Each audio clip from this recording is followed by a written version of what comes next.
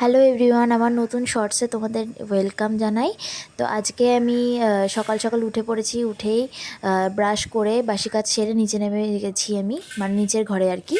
তো দেখো সকাল সকাল কিন্তু ব্রেকফাস্ট করার আমি তোড়জোড় লাগিয়ে দিয়েছি।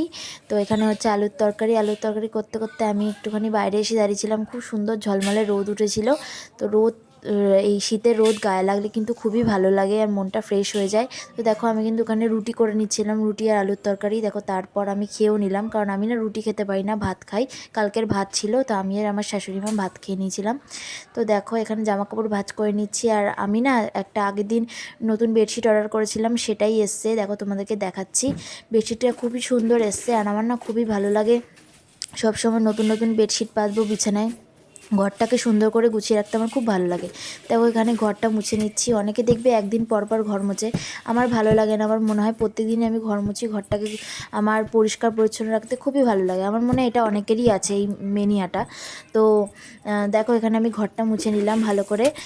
আমি কিন্তু রোজই ঘর মুছি।